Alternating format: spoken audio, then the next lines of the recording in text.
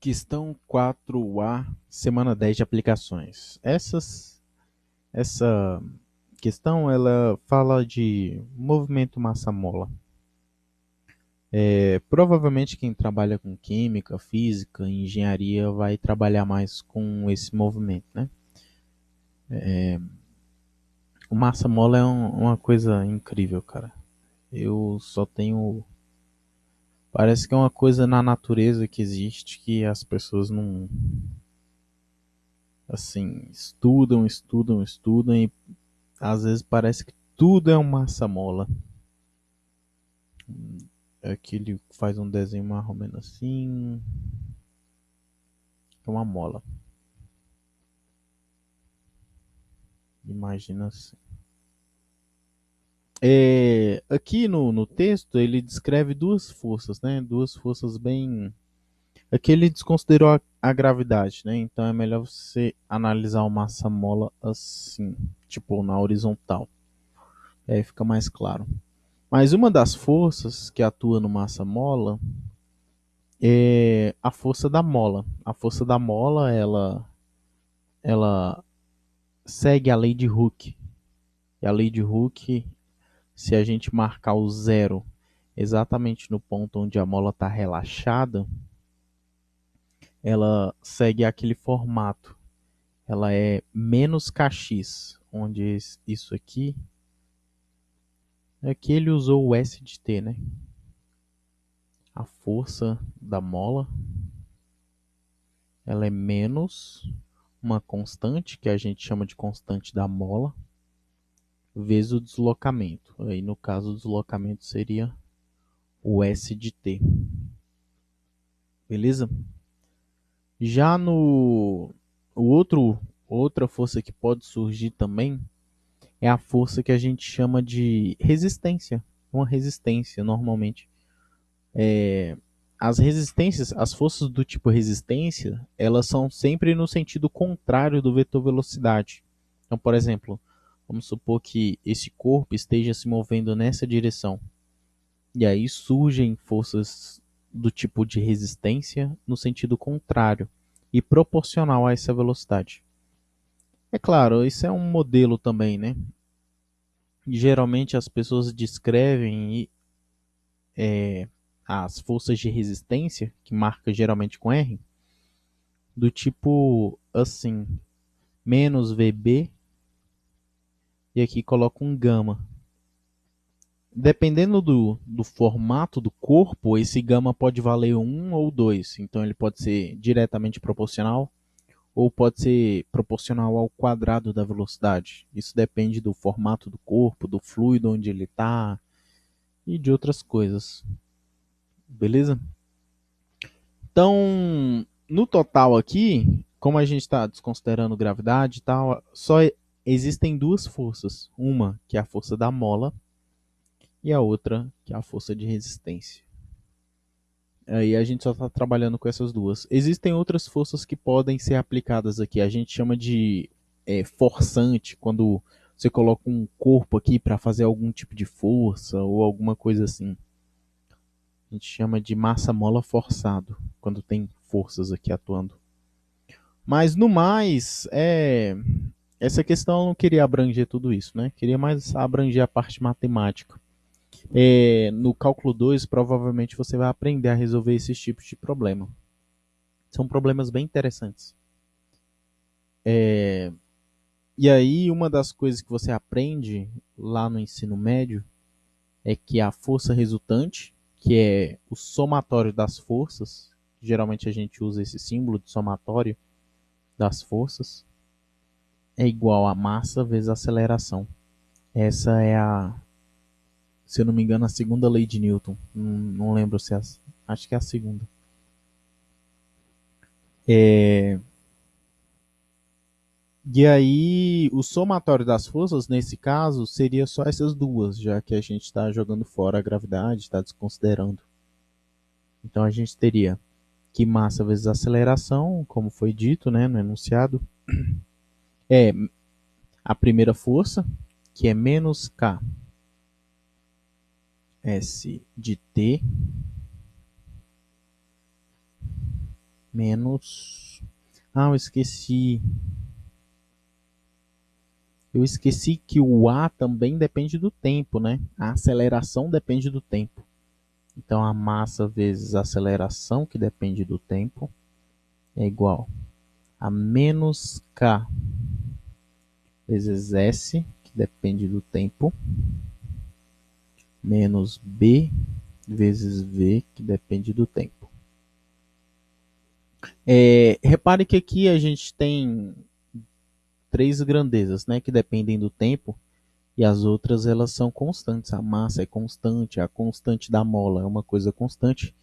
E esse B aí, que o pessoal chama de constante viscosa, tem outros nomes, viscosidade, também é uma coisa constante. É claro, tudo pode variar com o tempo e as coisas podem ficar tão difíceis quanto queira, né?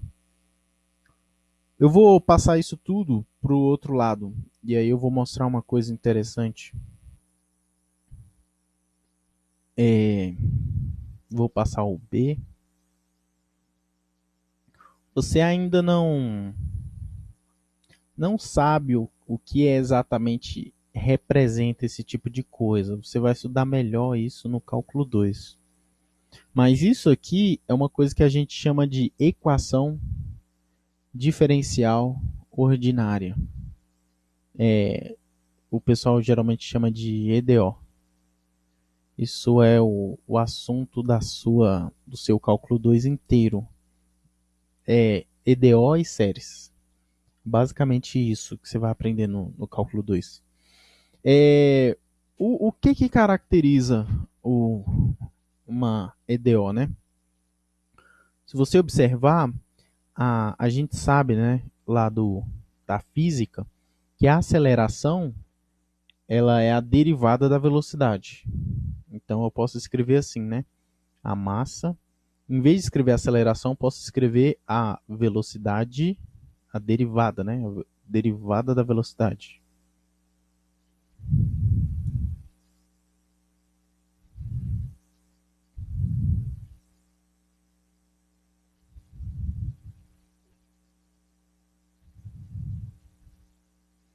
Mas a gente sabe que a velocidade ela é a derivada da posição. Então, isso fica assim, ó. Aqui é a derivada da velocidade, mas como a velocidade é a derivada da posição, então fica assim, ó. A aceleração é a derivada segunda da posição. Então, se você pegar a posição e derivar duas vezes, você vai obter a aceleração. Aqui vai ficar B vezes S, linha de T.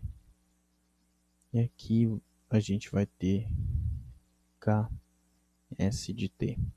Então, olha que interessante. Na verdade, essa equação, ela parece que tem somente uma incógnita. Não são várias incógnitas. Parece que só tem uma incógnita. A incógnita que a gente procura é uma função ou um conjunto de funções. É a função S de t. É a função que, quando você deriva a primeira vez, deriva a segunda vez e substitui nisso aqui tudo, ela sempre dá igual a zero. Então, assim, pode ser uma ou um conjunto de funções que a gente está procurando aqui. E se você observar, é tudo em função. Essa equação, ela depende somente de S e suas derivadas. Então, depende da posição e das suas derivadas. Como depende da posição e das suas derivadas, a gente diz que ela é ordinária, porque ela só depende de um cara só. De um cara e suas derivadas, né? Claro. E, e aí, no exercício, ele pede para a gente preencher alguns valores, né? Com a massa, os coeficientes, e pede para verificar se essa função aqui, que está aqui, se ela é solução dessa equação.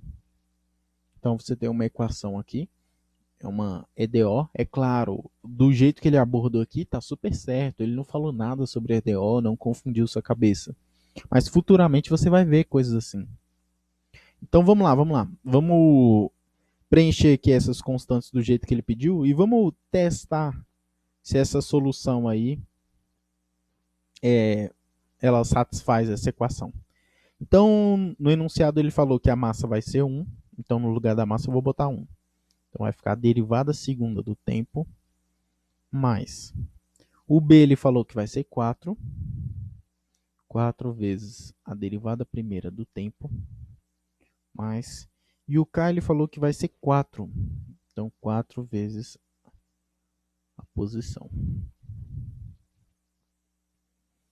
Isso tudo igual a zero. Então tá aí a nossa equação. E aí ele pergunta, né?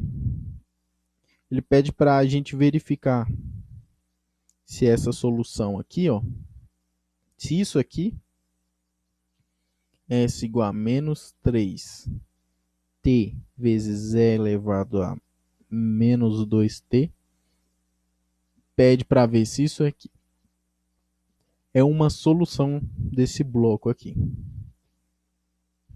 Beleza? E aí vamos lá, então. O que a gente precisa fazer para garantir que isso aqui vai dar sempre, vai ser solução disso? Para a gente saber se isso aqui é solução disso, a gente vai pegar o s de t, substituir aqui. Derivar essa função, substituir aqui. Derivar a derivada, né? E substituir aqui. E essa soma aqui sempre tem que dar zero. Se sempre der zero, significa que isso aqui é uma solução para todo t dessa equação. Então, independente do t, isso aqui é uma solução. Tá bom? Lembrando que quando a gente busca EDO, quer resolver EDO, na verdade a gente busca uma função. Então a gente não busca mais, por exemplo, um valor, a gente busca uma função. E aí, no caso, a função que você busca quando quer resolver uma EDO é essa aqui, é a função S, né, nesse problema. Beleza? Então vamos lá, vamos fazer as derivadas aí, vamos ver se a gente ainda sabe derivar, né?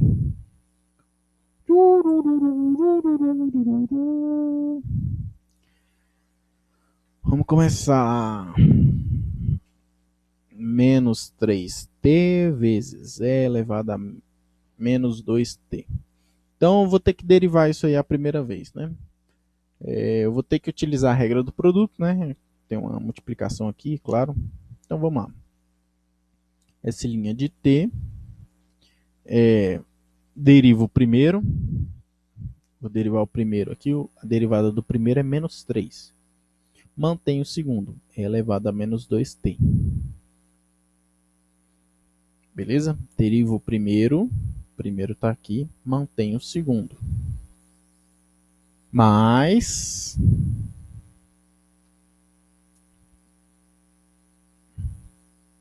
eu ia botar um mais aqui. Bom, vou botar mais. Aí vem, mantenho o primeiro. Derivo o segundo. A gente vai ter que derivar isso aí. Derivada disso aí, a derivada do e elevado a blá blá blá, é e elevado a blá blá blá. Então vou escrever aqui. Só que eu tenho que fazer a derivada interna, não é? Não é a regra da cadeia? Então eu tenho que multiplicar pela derivada interna dessa função. A derivada interna dessa função aqui é menos 2t. Menos 2, desculpa. O t sai. Então, o meu S' de t, vou organizar aqui.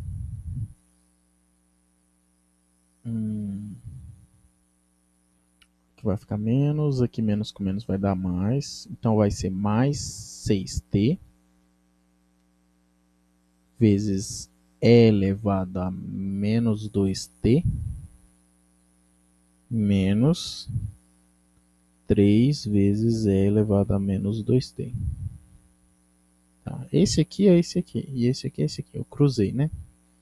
Então, tá aí a nossa primeira derivada. E aí, para ver se é solução, a gente também tem que verificar, tem que fazer a segunda derivada, né? Então, vamos lá, segunda derivada. Tenho que derivar esse aqui. E aí, para derivar ele, é a mesma coisa. Tem uma regra do produto aqui, né? Então, derivo o primeiro, mantenho o segundo. Vou fazer aqui. Derivada do primeiro é 6, né? Derivo o primeiro, mantenho o segundo. Mantenho o segundo. Mais, mantenho o primeiro, derivo o segundo. A derivada de e elevado a blá blá blá é e elevado a blá blá blá. Só que eu tenho que multiplicar pela derivada interna, que é menos 2. Então já fiz essa derivada. Agora eu tenho que derivar esse cara aqui. O 3 aqui é uma constante, então ele sai fora, né? E aí eu tenho que derivar só isso aqui. Derivada disso aqui é ela mesma. Só que eu tenho que multiplicar pela derivada interna. Então tenho que multiplicar por menos 2. Beleza? Então vamos lá, vamos seguindo. Aqui vamos ver os que dá para agrupar. Esse cara aqui vai ser sozinho. Vai ser 6 vezes 2 dá 12. Então vai dar menos 12t vezes e elevado a menos 2t. E esses dois aqui dá para juntar. Aqui dá 6 positivo e aqui tem 6. 6 com 6 eu acho que vai dar 12.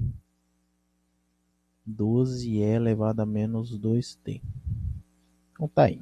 A gente tem a primeira derivada, tem a segunda e tem a função. A gente ainda não sabe se essa função é solução. A gente só vai saber se é solução mesmo, se a gente substituir e a resposta der zero para qualquer t. Então vamos lá. Vou substituir aqui na minha equação diferencial. Então, onde tem o S duas linhas, eu vou botar o S duas linhas. O S duas linhas é o primeiro cara aqui que aparece. Então, a equação vai ser menos 12t vezes e elevado a menos 2t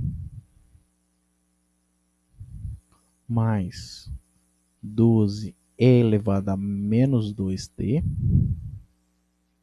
Agora vamos olhar aqui a próxima. É 4 vezes o S' de t.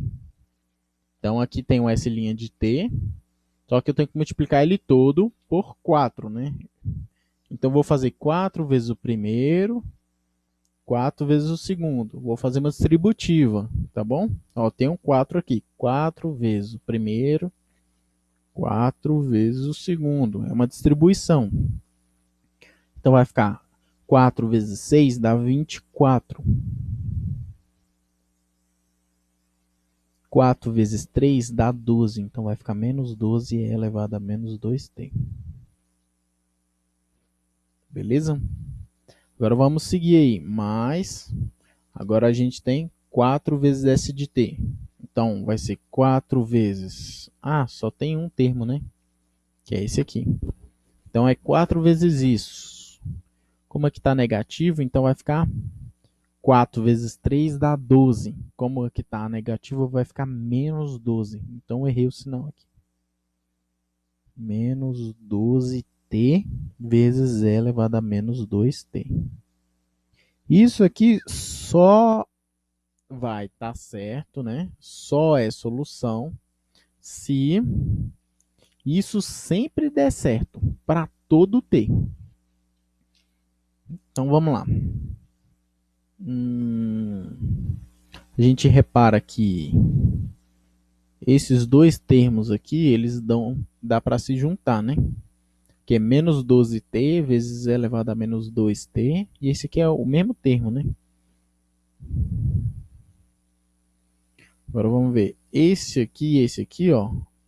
Um é 12 vezes e elevado a menos 2t. E o outro é menos 12 e elevado a menos 2t. Então, se você observar, eles se cortam. E aí, o que a gente fica? Juntando esses dois aqui, vai dar menos 24t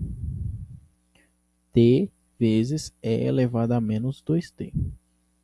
Esse outro termo sobrou, né? Então, vou escrever ele aqui.